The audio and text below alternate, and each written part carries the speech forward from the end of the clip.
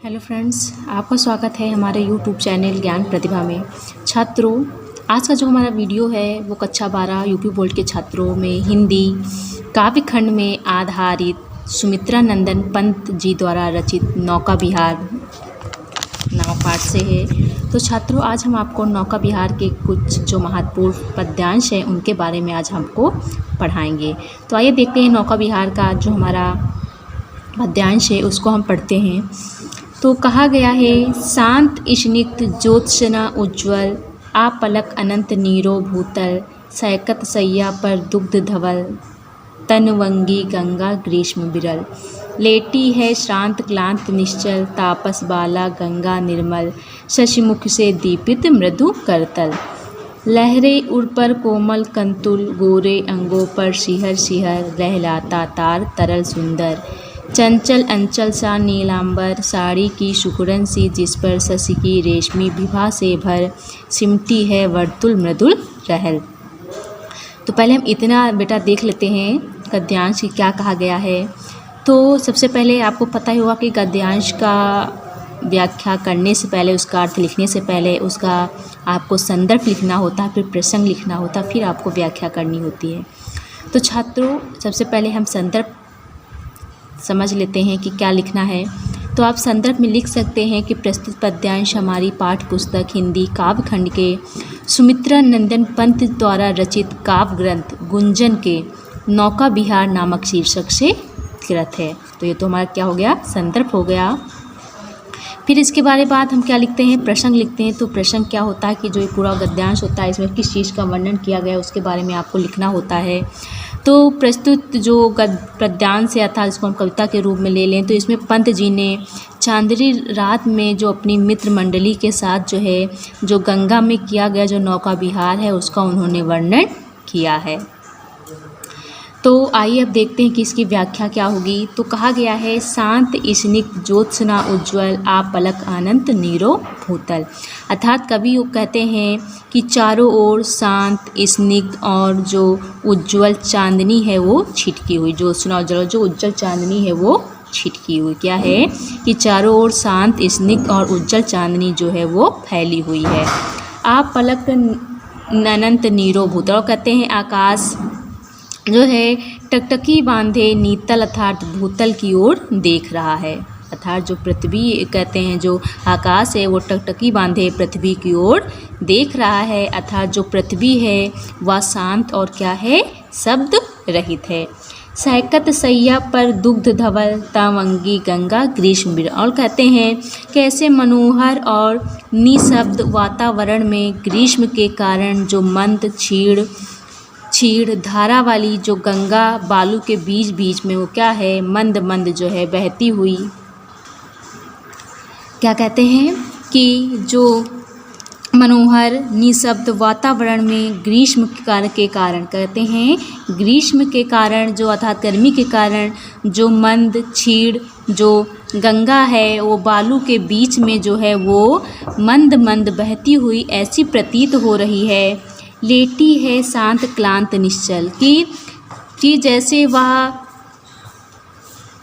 जो है जैसे कोई छरछरे दुबले पतले शरीर वाली जो सुंदर युवती है वो दूध जैसे सफ़ेद सैया पर गर्मी से जैसे व्याकुल जो है थकी हुई मुरझाई हुई सी शांत लेटी हुई है, वह ऐसी जो है प्रतीत हो रही है। एक बार फिर से देख लेते हैं कि जो लेखक जो कवि हैं वो कहते हैं कि जो ग्रीष्म के कारण मंद क्षीर धारा वाली जो गंगा है वो बालू के बीच मंद मंद बहती हुई ऐसी लग रही है कि वो उदाहरण देते हुए कहते हैं कि जैसे मानो कोई दुबले पतली शरीर वाली जो सुंदर युवती है वो दूध जैसी सैया पर गर्मी से व्याकुल होकर थकी हुई मुरझाई हुई शांत सी लेटी हुई है, ऐसी वह प्रतीत हो रही है। तापस बाला गंगा निर्मल, शशिमुख से दीपित मृदु करतल। और कहते हैं कि गंगा जल में झलकता जो चंद्र है, कहते हैं कि तापस बाला गंगा निर्मल, और जो कहते हैं गंगा जल में जो झलकता हुआ चंद्रबिंब है वो क्या हो रहा है, प्रतीत हो रहा है। कहते हैं कि मानो गंगा रूपी तपस्विनी अपने चंद्रमुख को उसी प्रकाश से प्रकाशित कोमल जो है हथेली पर रखे हुए लेटी हो। क्या कहते हैं? हथेली पर रखे, करतल अर्थात हथेली पर रख के लेटी हुई हो। और लहरें ऊपर कोमल कंतुलों, कहते हैं लहरें ऊपर कोमल कंतुलों, कहते हैं कि जो छोटी छोटी लहरें हैं उसके वक्ष स्तर पर लहराते हुए क्या हों? केश हों। कहते हैं कि गंगा जल में जो झलकता चंद्रबिंब है वो प्रतीत हो रहा है कि मानो कोई गंगा रूपी कोई तपस्वी अपने चंद्रमुख को उसी के प्रकाश से प्रकाशित जो कोमल हथेली पर रखे क्या है? लेटी हुई हो। और जो छोटी छोटी लहरें हैं उसके कोमल वक्ष स्तर पर लहराते हुए केश के समान प्रतीत हो रही हैं। गोरे अंगों पर सिहर सिहर लहराता तार तरल सुंदर चंचल चंचल सा नीलांबर। और कहते हैं कि तारों भरे, क्या कहते हैं? कि तार तरल, कहते हैं तारों भरे आकाश की चंचल परछाई, कहते हैं तारों भरे आकाश की जो चंचल परछाई है वो गंगा के जल पर ऐसी प्रतीत हो रही हैं मानो कोई जो गंगा रूपी तपस्विनी है बाला के गोरे अंगों अर्थात गोरे अंगों के स्पर्श से सिहर सिहर अर्थात बार बार जो है काँप जाता है और लहराता तार तरल सुंदर। और कहते हैं कि तारों जरा जो उसका नीला आंचल है, आंचल सा नीलांबर, जो नीला आंचल है वो लहरा रहा हो। क्या कहते हैं कि उसका कहते हैं कि तारों भरे आकाश की जो चंचल परछाई हैं वो गंगा के जल में पड़ती हुई ऐसी प्रतीत होती हैं मानो कोई गंगा रूपी जो तपस्विनी बाला के गोरे अंगों के स्पर्श से बार बार जो है काँप सा जाता है और उसका जो तारों जरा जो आंचल है, नीला आंचल है, वो क्या हो रहा हो? लहरा रहा हो। साड़ी की सुगड़न सी जिस पर शशि की रेशमी विभा से भर सिमटी है वर्तुल मधुर लहर। और कहते हैं कि उस आकाश रूपी नीले आंचल पर, कहते हैं जो आकाश रूपी वो जो नीला आंचल की बात यहाँ पर की गई है, कहते हैं कि उस आंचल पर चंद्रमा की जो कोमल चांदनी है, कहते हैं चंद्रमा से प्रकाशित जो छोटी छोटी कोमल टेढ़ी बल खाती हुई लहरें जो हैं ऐसी प्रतीत हो रही हैं कि मानो लेटने के कारण जो उसकी साड़ी है उसमें सिकुड़न पड़ गई और वह सिकुड़न ऐसी प्रतीत हो रही जैसे रेशमी साड़ी में सिलवटें सिमटी हुई ऐसी प्रतीत हो रही हैं कि जैसे लग रहा है कि वो चंद्रमा की कोमल चांदनी में प्रकाशित छोटी छोटी कोमल टेढ़ी बलखाती लहरें जो हैं ऐसी प्रतीत होती हैं कि मानो लेटने के कारण उसकी रेशमी साड़ी में जो है सिलवटें पड़ गई। अर्थात वो लहरों की बात कर रही, गंगा की लहरों की बात कर रही है कि आकाश रूपी जो नीला आंचल है वो चंद्रमा की कोमल चांदनी से प्रकाशित ऐसा हो रहा है कि जैसे कोई लेट गया हो कोई युवती और उसकी रेशमी साड़ी में क्या पड़ गई हों, सिलवटें पड़ गई हों। तो बेटा इसकी व्याख्या हो गई। अब देखिए इसका हम काव्य सौंदर्य देख लेते हैं। तो इसका जो काव्य सौंदर्य में जो भाषा है वो शुद्ध संस्कृत में खड़ी बोली का प्रयोग किया गया है। जो अलंकार है वो अनुप्रास, उपमा, मानवीकरण और पुनरुक्ति प्रकाश का इसमें अलंकार का प्रयोग किया गया है। जो रस है हमारा वो श्रृंगार रस होगा और जो गुण है वो हमारा कैसा होगा, माधुर होगा। जो छंद है हमारा वो इसमें स्वच्छंद का प्रयोग किया गया है। तो ये तो हमारे इस गद्यांश की व्याख्या थी। अब बेटा जो इसके आगे का जो हमारा जो महत्वपूर्ण गद्यांश है उसके बारे में हम देख लेते हैं। तो अगला गद्यांश हम ये ले लेते हैं। तो हम इसमें जो थोड़ा पहला ग्राफ है उसके बारे में हम आपको पढ़ाएंगे। तो कहा गया है कि चांदनी रात का प्रथम पहर, हम चले नाव लेकर सत्वर, शिकता की सस्मित सीपी पर मोती की ज्योत्सना रही बिचर। लो पाले चढ़ी उठा लंगर, मृदु मंद मंद मंथर मंथर, लघु तरड़ी हंसनी सी सुंदर, तिर रही खोल पालों के पर। तो इसमें संदर्भ जो है बेटा हमारा वही पूर्वत रहेगा और जो हमारा इसमें प्रसंग है इसका प्रसंग जो है वो चेंज हो जाएगा। जैसा आपको पता है कि जो है प्रसंग जो है पद्यांश का चेंज होता है।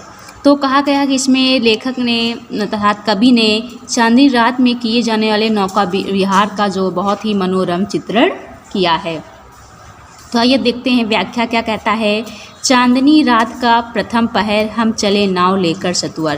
प्रस्तुत काम पंक्तियों के माध्यम से कवि पंत जी कहते हैं कि चांदनी रात के प्रथम पहर में, चांदनी रात के प्रथम पहर में हम गंगा में नौका विहार करने के लिए एक छोटी सी नाव लेकर तेज़ी से आगे बढ़ जाते। कहते हैं चांदनी के प्रथम पहर में हम गंगा में नौका विहार करने के लिए एक नाव लेकर जो हैं वो तेज़ी से आगे बढ़ जाते हैं। सिकता की सस्मित सीपी पर मोती की ज्योत्सना रही विचर। और कहते हैं गंगा के तट पर, कहते हैं गंगा के तट पर उनके सौंदर्य का वर्णन करते हुए कहते हैं कि गंगा का तट ऐसा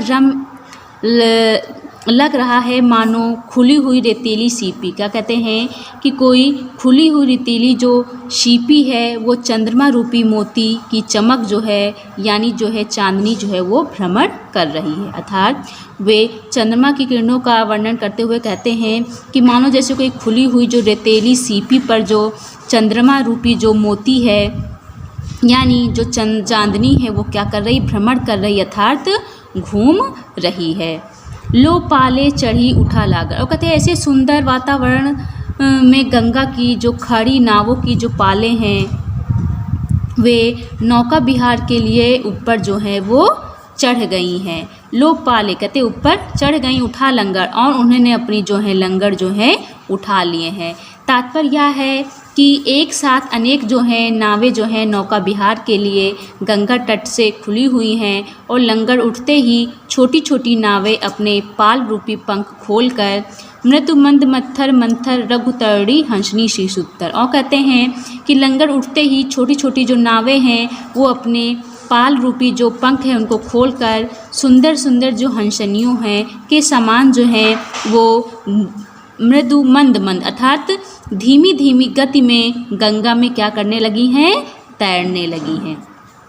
कहते हैं तिर रही खोल पालों के पर। और कहते हैं कि गंगा के तट पर शोभित कलाकांकर के राजभवन पर प्रतिबिंब जो है वो गंगा जल में क्या हो रहा है, झलक रहा है। कहते हैं कि जो वो क्या है, झलक रहा है। और कहते हैं कि ऐसा लग रहा है कि मानो यह जो राजभवन है वह गंगा रूपी सैया पर निश्चिंत होकर क्या हो रहा है, सो रहा है, और उसकी जो झुकी पलकों का शांत मन में जो एक वैभव रूपी जो स्वप्न है वो क्या हो रहा है, वो तैर रहा है। फिर से देख लेते हैं कि इसमें कवि कहता है कि जब चांदनी के प्रथम पहर है तो उसमें हम गंगा जो है गंगा की नौका विहार करने के लिए नाव लेकर जो है तेज़ी से आगे बढ़ गए हैं, और जो गंगा के तट का वो सौंदर्य का वर्णन करते हुए कहते हैं कि गंगा के तट को देखकर ऐसा लगता है कि मानो उस पे जो खुली हुई जो रेतीली सीपी है वो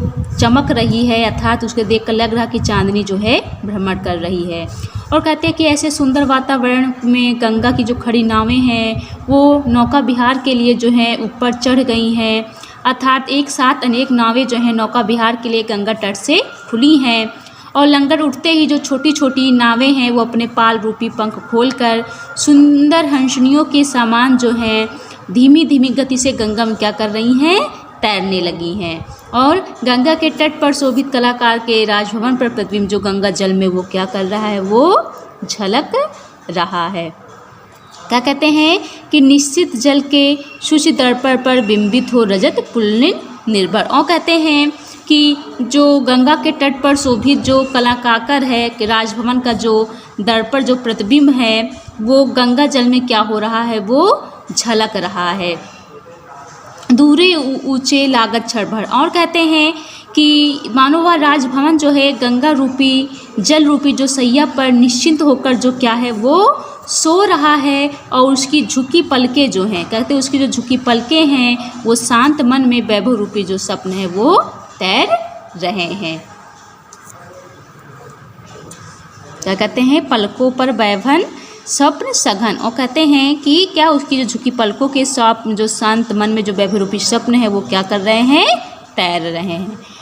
तो बेटा ये तो हमारी डांस की व्याख्या थी। जो इसमें भाषा है वो संस्कृत निष्ठ खड़ी बोली का प्रयोग किया गया है, और जो अलंकार है इसमें वो उपमा रूपक उत्प्रेक्षा अनुप्रास का प्रयोग किया गया है, और जो इसमें रस होगा हमारा वो शांत होगा, और जो गुण है हमारा वो प्रसाद होगा।